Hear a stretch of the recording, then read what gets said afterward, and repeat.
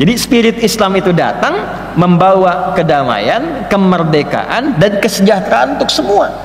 Jadi sebelum PBB dan berbagai belahan dunia berbicara tentang hilangnya perbudakan 15 abad yang lalu, Islam sudah mempraktekkan itu semua.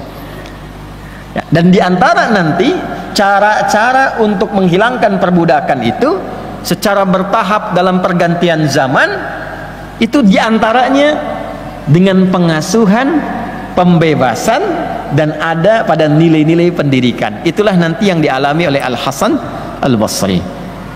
Jadi Bapak Ibu sekalian, beliau ini bapaknya dulu termasuk budaknya Zaid bin Thabit radhiyallahu taala anhu dalam satu riwayat. Ibunya namanya Khairah. Khairah ini juga budak atau asistennya dari Ummul Mukminin Ummu Salamah radhiyallahu taala anha. Yang ingin saya katakan, bagaimana dua sosok mulia ini, baik sahabat Zaid bin Thabit radhiyallahu taala anhu ataupun juga Ummul Mukminin Ummu Salamah radhiyallahu taala anha, memberikan contoh kepada kita bagaimana beliau berdua membebaskan unsur pembudakan melalui sifat-sifat pekerjaan yang baik dan mudah, dan mengantarkan anaknya pada orang yang merdeka. Saya ambil contoh pada ibunya dulu, Bu. Jadi ibundanya Al-Hasan Al-Basri ini itu mengabdi kepada Ummu Salamah, Sayyidah Ummu Salamah Ummul Mukminin radhiyallahu taala anha, istrinya Nabi sallallahu alaihi wasallam, ibunda kita semua. Yang paling menarik apa? Diberikan tugas sesuai dengan kadar kemampuannya. Kamu bantu ini, kerjakan ini. Qadar Allah saat bertugas itu punya anak baru lahir namanya Hasan ini, ya, Al-Hasan bin Yasar Al-Basri. Baru lahir Al-Hasan ini, baru tumbuh. Saat terlahir, karena harus menunaikan tugas dan menaati beliau ini Ummu Salamah, maka dalam kondisi masih memberikan asinya, ditinggal untuk mengerjakan tugas, maka apa yang dikerjakan oleh Ummu Salamah? Beliaulah yang memberikan asi untuk Al-Hasan Al-Basri ini. Jadi beliau ini, Imam Al-Hasan Al-Basri, itu periode hidupnya dalam pengasuhan saat diberikan asi, sempat diberikan asi oleh ibunda kita Ummu Salamah radhiyallahu taala anha, istrinya Nabi sallallahu alaihi wasallam. Dan disitulah kemudian para ulama menyimpulkan, oh ini ada keberkahan-keberkahan mulia dalam asi yang kemudian didapatkan oleh Imam Hasan Al-Basri. Ini yang memudahkan ilmunya masuk, ini yang memudahkan akhlaknya itu bisa ditiru, ini yang memudahkan segala perilakunya bisa diteladani. Yang kedua, dalam kesibukan ibundanya bekerja itu, kadang ya Ummu Salamah, Sayyidah Ummu Salamah radhiyallahu taala anha membawa Imam Hasan Al-Basri kecil ini, itu suka dimintakan pada sahabat-sahabat yang lain untuk didoakan, termasuk dapat keberkahan doanya Umar bin Khattab radhiyallahu taala anhu. Allahumma faqihhu fid din wa ahbib lahun nas. Ya Allah, mohon pahamkan ia, berikan ia kemampuan untuk memahami dan mengajarkan segala ilmu-ilmu yang terkait dengan agama, dan jadikan ia termasuk orang-orang yang dicintai oleh khalayak ramai. Doanya Umar. Ya. Apa pelajaran yang bisa kita dapatkan tuh? Dekatkan anak-anak semenjak dininya dengan orang-orang terbaik di zamannya, pintar dan saleh. Kalau sempat bawa ke majelis ilmu, ya, di lingkungan yang saleh. Nanti saat tumbuh, Imam Hasan Al-Basri karena dekatnya dengan orang saleh, didoakan oleh orang saleh, maka cintanya pun pada orang saleh. Dari kecil sudah senang kajian-kajian, sudah senang dengan ulama. Tidak ada bagian hidupnya kecuali datang ke ulama, datang ke sahabat, datang ke sahabat, datang ke sahabat. Tiap hari belajar ilmunya, belajar akhlaknya, belajar amalnya. Dan itulah yang membentuk karakter beliau sampai tumbuh dewasa. Anak-anak kalau didekatkan dengan ulama, antum melihat ustadz akhlaknya baik, ilmunya bagus, dalam kajian dibawa, diberikan kisah-kisah ustadz itu pada anak itu, diberikan motivasi pada anak itu, nanti tumbuh kecintaan. Dari kecintaan itu pengen lihat, sekedar lihat, ya, tumbuh dalam keadaan senang ilmu, senang alim, senang ulama. Itu akan membentuk karakter di kemudian hari. Walaupun nanti melewati fase kehidupannya sebagai remaja, kadang ada isengnya, kadang ada jahilnya, tapi hasil dari benih pendidikan kecil ini akan muncul di kemudian hari. Ada ulama besar yang waktu kecil yang ngadu ayam, tapi setelah dewasanya ternyata jadi penulis tafsir, ahli ilmu, ya, dan jadi teladan dalam kehidupan.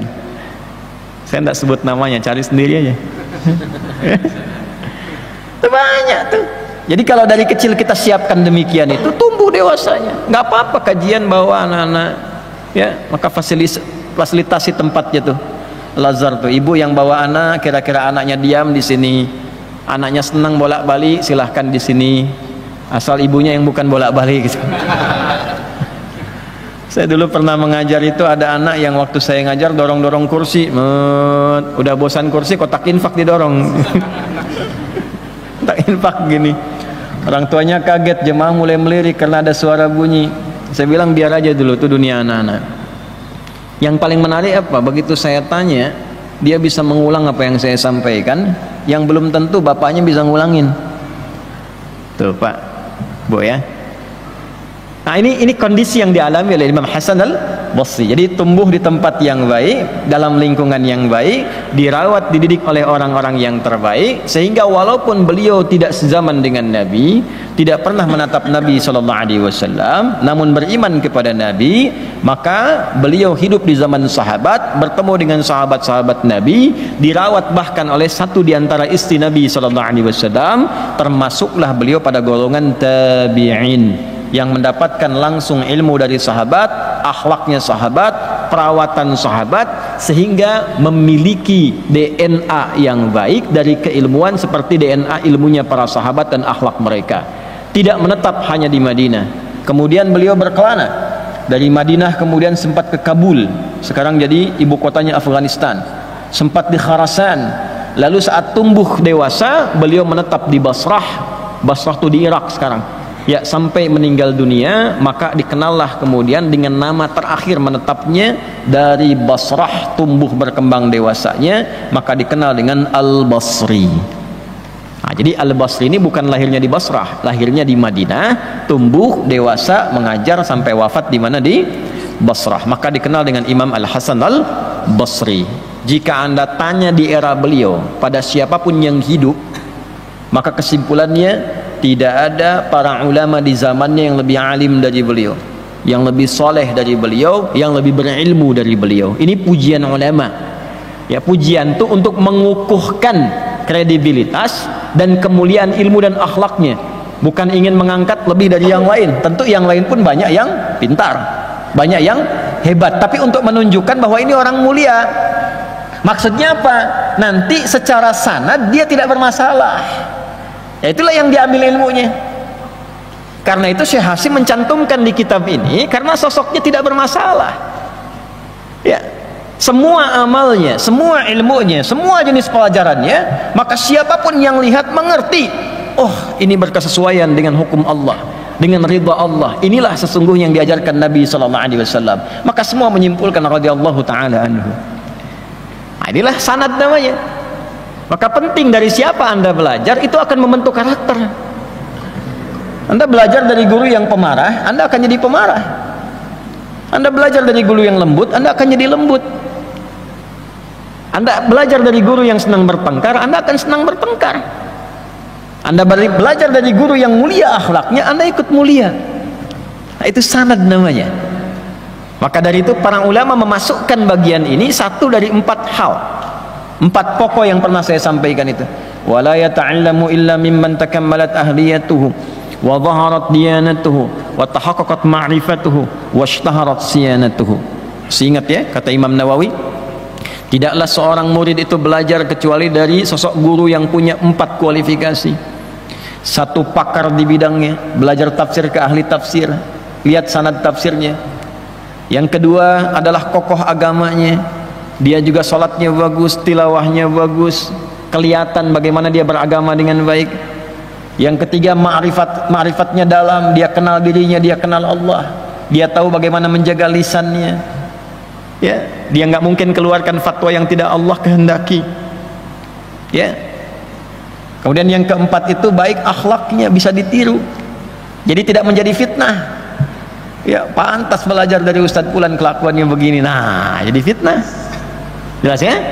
Nah, karena itu kemudian dengan segala kemuliaannya, keilmuannya, beliau itu seringkali kalau bicara orang bukan hanya tersentuh, kalau bicara akhirat langsung ingat akhirat.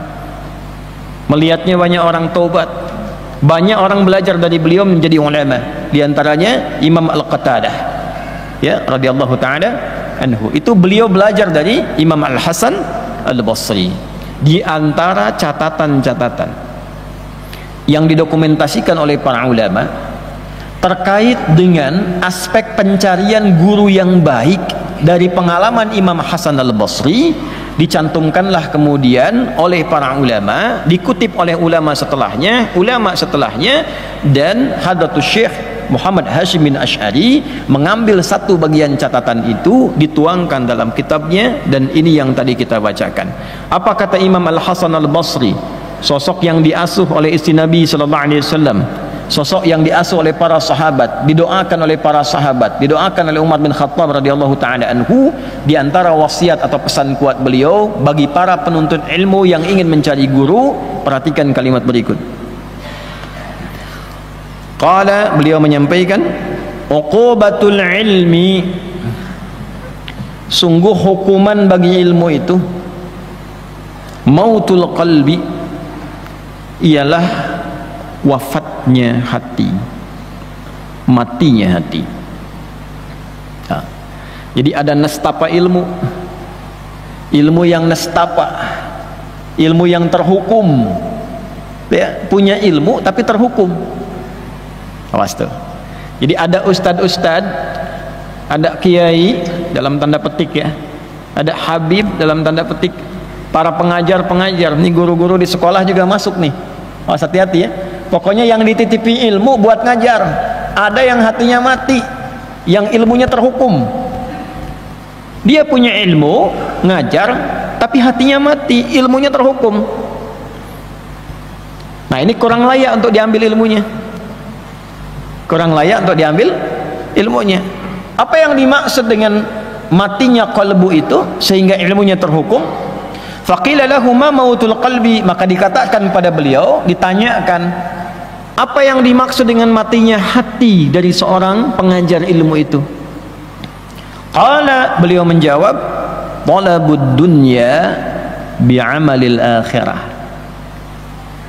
Talabud dunya, yaitu kondisi hati yang menuntut dunia, bi'amalil akhirah, dengan menampakkan amalan akhirat.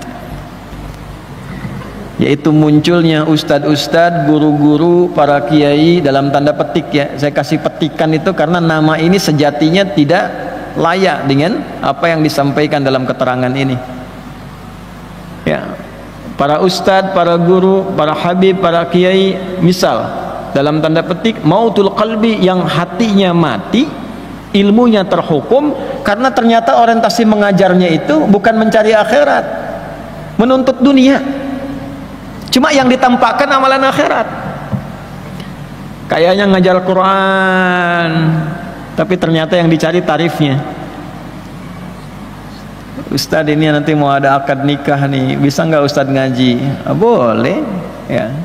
Cuma asal tahu aja ya, saya kan berangkat dari situ, ya, ada bensinnya. Jam sekian kan saya nggak sarapan juga lah, gitu, ya, 2 digit lah. Udah pakai begitu tuh. Ini mautul qalbi nih, ya. Nanti ngajinya cuman kedengaran suara gelombang-gelombangnya aja tuh, echonya tinggi, naik turun, naik turun, naik turun. Tapi yang dicari apa? Dunianya. Ya, tidak semua begitu. Ini cuma ditandai aja. Kalau ada yang begitu, hatinya mati. Maka nanti bacaannya nggak sampai ke jiwa, apalagi ke pengantin. Ya, pengantin mikirnya cepat akad aja nanti tuh. Ya, sama. Nah, ini pengajar demikian. Jadi kalau di sekolah-sekolah Islam murid-muridnya tidak berkembang baik, coba cek gurunya. Coba cek gurunya. Cek pengelolanya, niatnya benar nggak bikin sekolah itu? Ada nama Islamnya loh, dihisab itu.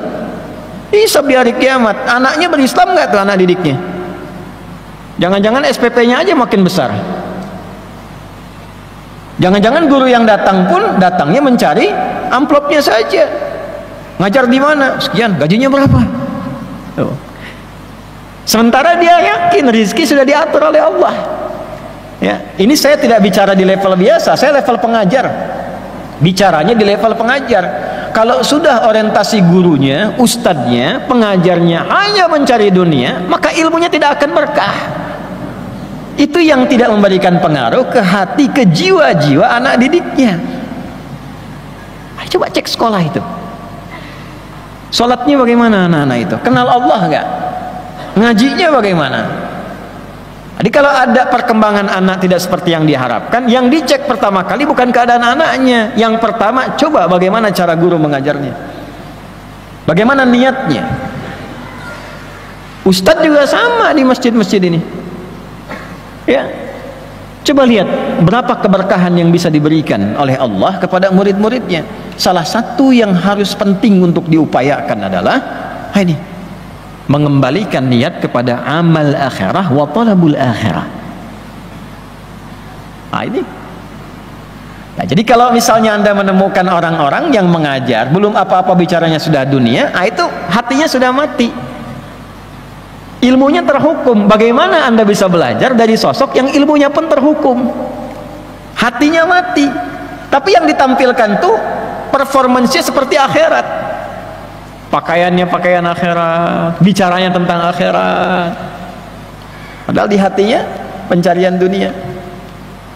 Nah, inilah yang diingatkan tadi dari imam kita saat bacaan di Asy-Syu'ara tadi, ayat 128 sampai 145 tadi. Allah. Ya. Idh qala lahum akhuhum salihun ala tattaqun. Ya. Sampai ke kalimat yang sangat indah sekali. Wa ma as'alukum alaihi min ajrin in ajriya illa ala rabbil alamin. Itu manhajnya para nabi, para rasul. Aku kalau ngajar, acuan utamaku tuh bukan upah, bukan honor, bukan gaji dari kalian. Karena honorku sudah ditetapkan oleh Allah, gajiku sudah diatur oleh Allah. Yang ditugaskan kepadaku hanya menyampaikan. Fadzakir innama anta mudzakir.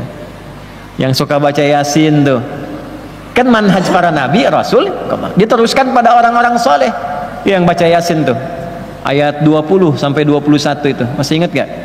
Di halaman 441 tuh paling kanan di pertengahan. Ya, coba lihat tuh.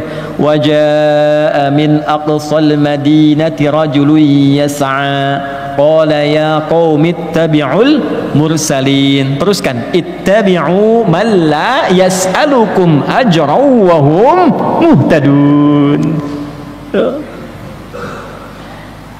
Datang sosok orang dari jauh untuk mengingatkan masyarakat pada pola hidup yang tidak sehat.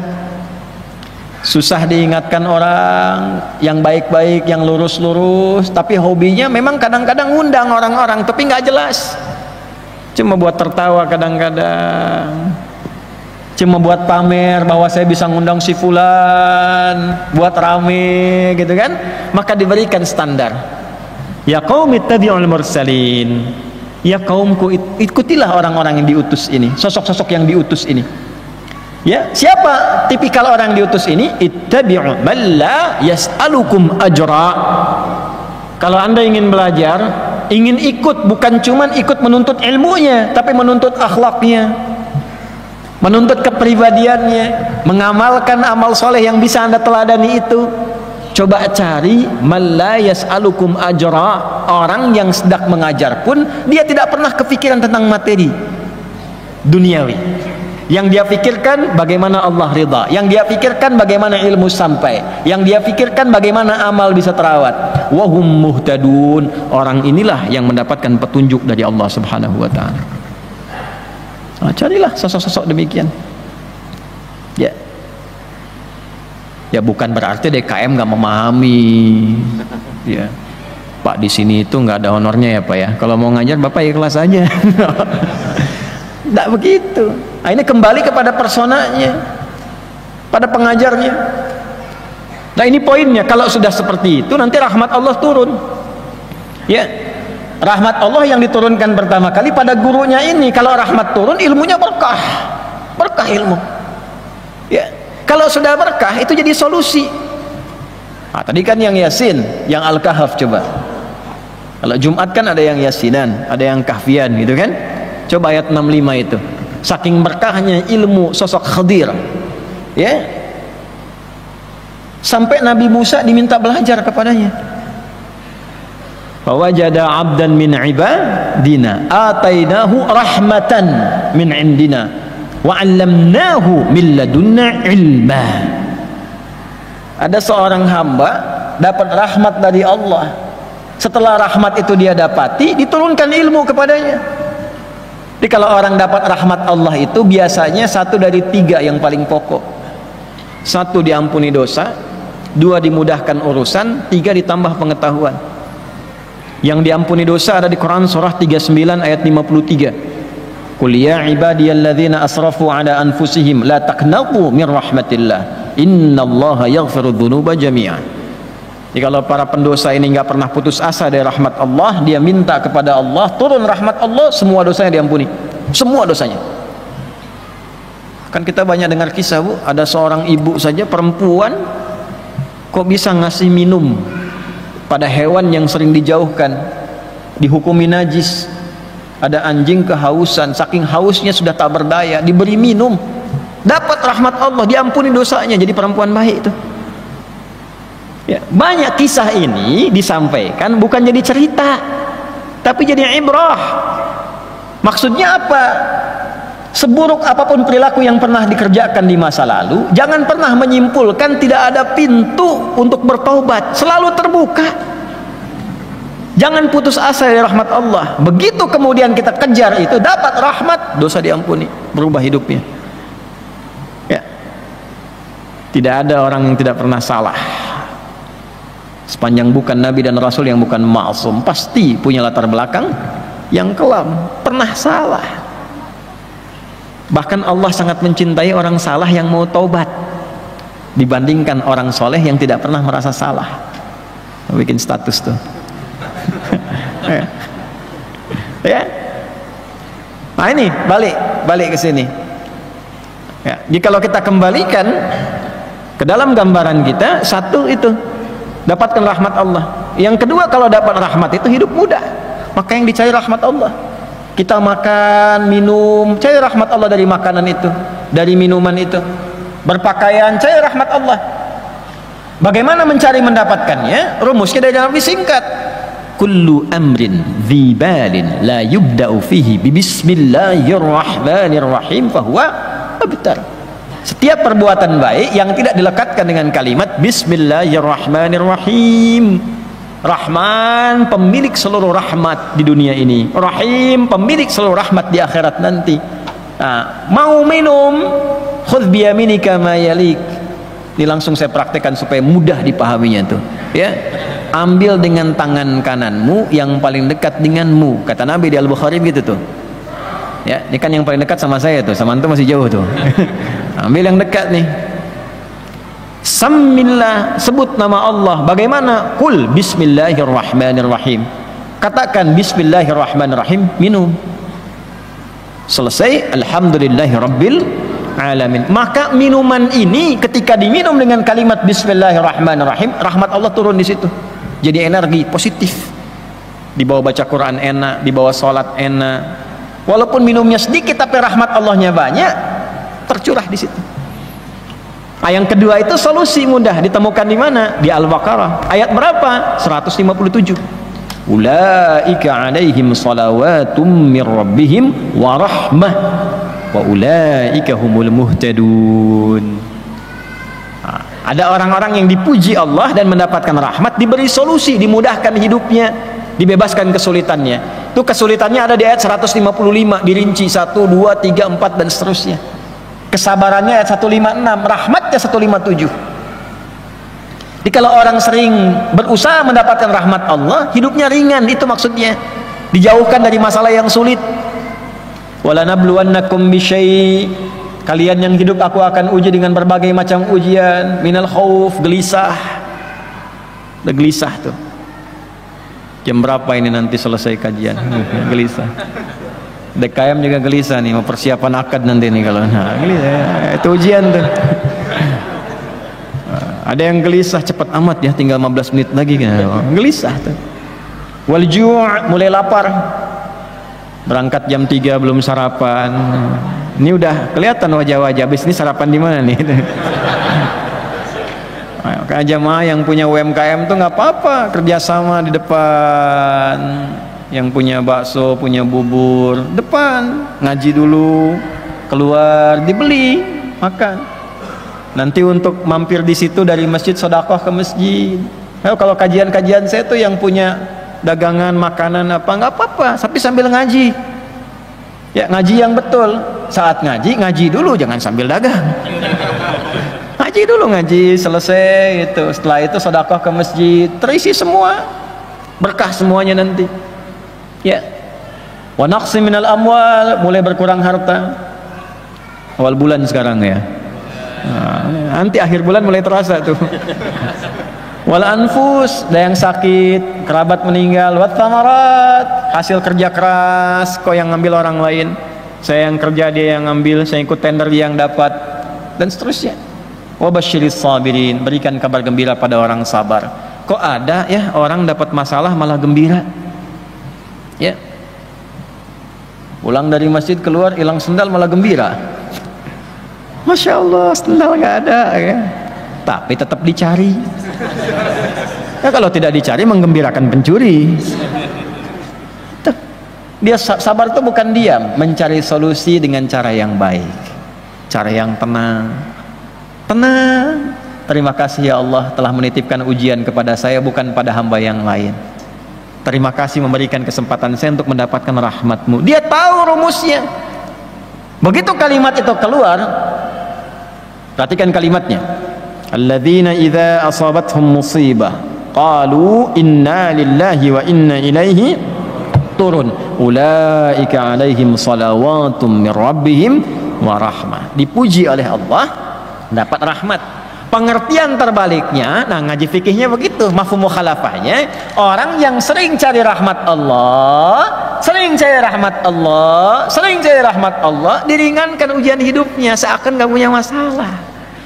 Lebih banyak tenangnya daripada gelisahnya. Makanya cari amalan yang mengantarkan pada rahmat Allah. Di antara amalannya apa? Masuk masjid. Cari amal di masjid, sedang gelisah ke masjid. Makanya baru masuk sudah minta rahmat Allah. Anda masuk kaki kanan kan? Halo? Ya, baca apa? Allahumma ftahli abwaba rahmati. Itu minta rahmat Allah, rajin ke masjid. Masjid-masjid yang benar. Ibu, rahmat Allah tuh turun ke ibu tuh. Ya, dekati ibu, sayangi, bakti. Kalau ibu sudah reda, rahmat turun. Ya, hidup mudah. Kalau ada hidup sulit, coba cek hubungan dengan ibunya, hubungan dengan ayahnya. Coba dicek. Yang paling pokok hubungan dengan Rabbnya, masih punya Tuhan nggak? Giliran punya masalah nuntutnya kebangetan. Ya, Anda kalau punya masalah sama orang, kan susah mau minta tolong. Kenapa Ji? Ini nih, aduh masalah begini nih. Uang kredit belum lunas, gini, tuntutan dah banyak, debt collector lah nongkrong depan tuh. Ada minta aja bantuan sama si fulan ke tetangga. Aduh, susah ya. Masalah. Tapi kan sama Allah nggak begitu. Sholat udah jarang, baca Quran nggak pernah. Begitu ada masalah, ya Allah, kenapa aku yang diuji? Dijawab deh, kamu nggak pernah sekolah ikut ujian. Sekolah nggak pernah ikut ujian, sholat nggak pernah, baca Quran nggak pernah, tiba-tiba dapat masalah merasa diuji. Nggak pernah sekolah ikut ujian, yang repot nggak pernah sekolah ikut ujian pengen diwisuda. Ini yang ketiga itu ilmu, itulah yang di surat Al-Kahf Ayat 65 tadi, atainahu rahmatan min indina, dapat rahmat dari kami kata Allah, ya. Kemudian diberikan min ladunna ilma, ilmu yang agung dariku. Itu yang sering disebut laduni. Laduni itu bukan nggak belajar, dia belajar, cuman pembelajarannya disertai pencarian pada rahmat Allah. Ini saya kasih sedikit dari Al-Quran ya, yang saya ketahui. Dari sedikit ini saya ikuti dari sejak ngaji di pesantren, dapatnya walaupun sedikit kayak gini sekarang.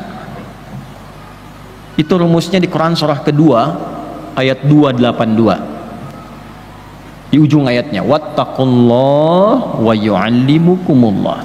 Tingkatkan takwamu kepada Allah, maka Allah akan menambahkan dan mengajarkan padamu tambahan pengetahuan. Jaga hubungan kita dengan Allah, takwa. Nah, kalau ada guru-guru yang bertakwa, itu guru-guru yang hebat. Jangan diukur dengan kata-katanya saja.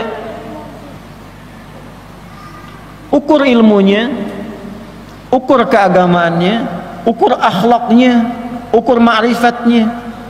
Kelihatan. Nah, itu nanti yang jadi ukuran. Kalaupun tampak bagus, ngajarnya bagus, pembicaranya Quran Sunnah, tapi amplopnya juga jadi penilaian. Nah, ini masalah. Oh, ini ustadznya bagus, ustadz Quran, ustadz Sunnah, macam-macam, ustadz fikih, ustadz ini, ustadz itu. Satu kali diundang, amplopnya tipis. Pekan depan diundang lagi nggak datang. Aduh, mohon maaf akhi lagi.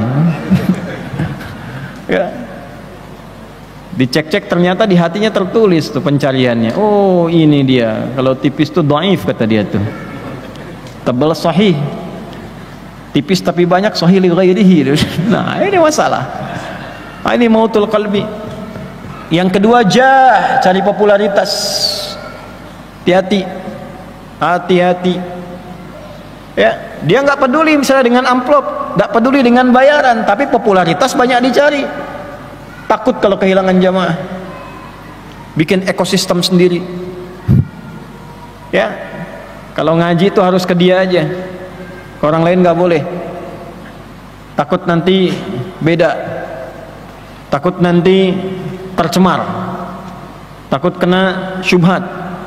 Ya, padahal yang diajarkan orang lain pun Quran juga, Sunnah juga. Tersambung ilmunya ke Nabi, dia hafal Quran, tahu kitab, tahu juga keterangan para ulama dan sebagainya, tapi dia mengondisikan tidak boleh ngaji sama orang lain, sama dia saja. Nah, itu namanya. Ya. Nah, itu mati, itu terhukum ilmunya.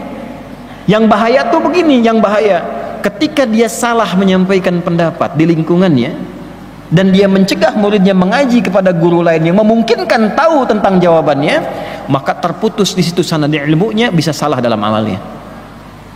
Karena kenapa? Terhambat oleh kata-kata tadi. Ini nggak jelas guru yang di sana, supaya terjaga Anda di sini. Ketika salah guru menyampaikan pendapatnya, bahaya. Itu problem. Makanya yang dicari itu bagaimana Nabi memberikan petunjuk, ulama merangkum itu. Ini Hasan al-Basri, cek. Imam Nawawi sampaikan nih 4 kualifikasi. Nah, sering saya sampaikan, ilmu diambil dari siapapun ulama yang benar, yang baik.